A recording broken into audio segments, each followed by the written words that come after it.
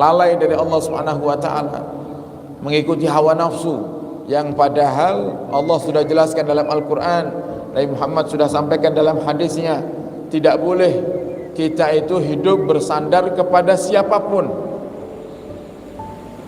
Seorang istri hidup bersandar kepada suami, atau seorang anak bersandar kepada orang tuanya yang mampu, yang kaya, atau seorang ayah dan ibu yang bersandar kepada anaknya. Tidak boleh. Kita hanya boleh bersandar kepada Allah Subhanahu wa taala. Semakin kita sering bersandar kepada manusia, semakin kita akan sering tersakiti. Semakin sering kita berharap daripada manusia, semakin kita akan mendapatkan kekecewaan. Tapi jika kita berharap bersandarnya kepada Allah Subhanahu wa taala, kita tidak akan kecewa selamanya. Karena Allah tidak memberikan kepada hambanya kecuali hanya yang terbaik. Bukan yang baik, tapi yang terbaik untuk hambanya. Oleh karenanya orang-orang dulu itu melihat sesuatu pemberian itu bukan dari dzatiyahnya, tapi dari siapa yang memberikannya. Kalau kita sering melihat pemberian itu dari dzatiyahnya, dari apa yang diberikan, sehingga di saat kita mendapatkan apa yang kita inginkan, kita akan bersyukur. Tapi di saat kita tidak mendapatkan apa yang tidak kita inginkan, kita tidak bersyukur. Karena kita tidak melihat siapa yang memberi, kita melihat apa yang diberikan. Jadi kalau dapatnya nikmat, ya kita bersyukur.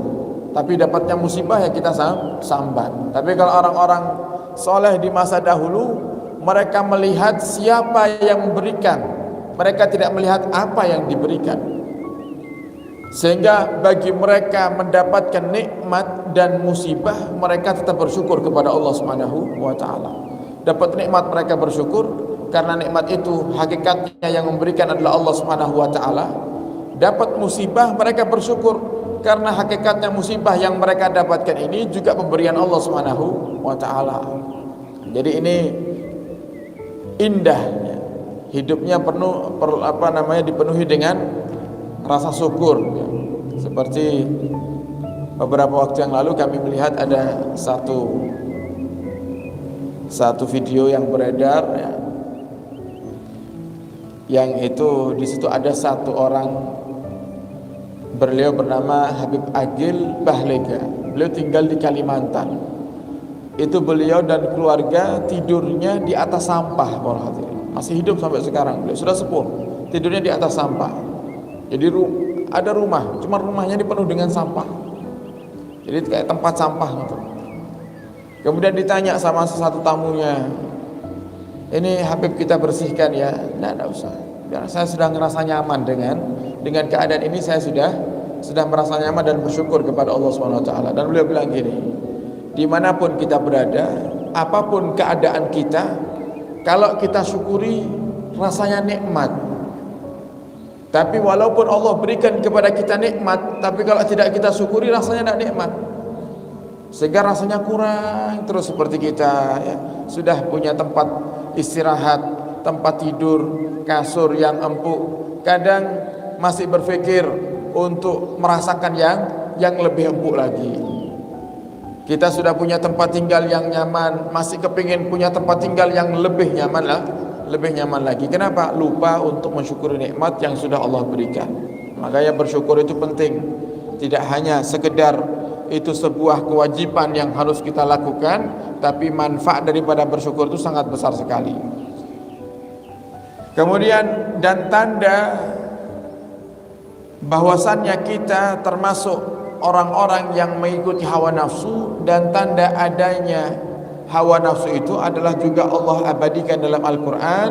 Allah katakan zuyyina linnasi, manusia itu dihiasi hubbus syahwat, dengan cinta syahwat, minan nisa daripada cinta perempuan, wal banin cinta keturunan, wal qanatiril muqantarati perhiasan emas, perak, wal khailil musawwamati dan kuda yang kuda-kuda pilihan, kuda-kuda mahal artinya kendaraan yang mahal, wal an'am, hewan ternak, wal hars dan sawah.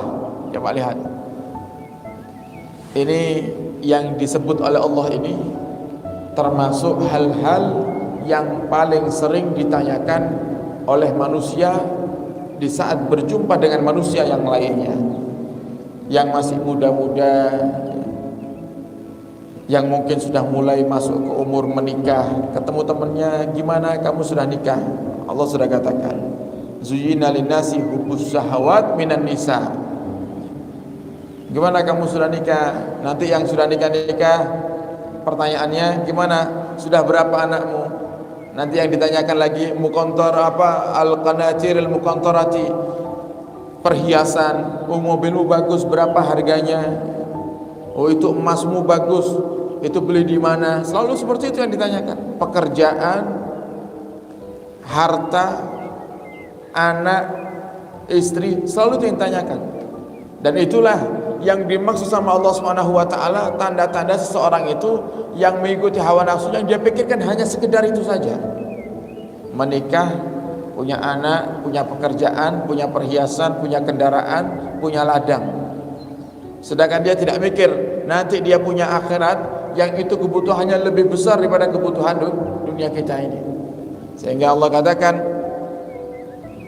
dzalika mataul hayatid dunya, itulah mataul hayatid dunya, daripada gemerlapan kehidupan dunia yang menjadi sebab manusia ini sering lupa akan Allah Subhanahu wa taala. Faqad arafta, maka sungguh kamu telah mengetahui, anna kullama huwa lillah falaysa minad dunya, segala hal yang itu kita niatkan karena Allah, maka itu bukan termasuk dunia. Jadi semua tadi yang disebutkan sama Allah, misal apa itu hubbus syahawat minan nisa, menikah. Kalau menikahnya karena Allah, ibadah.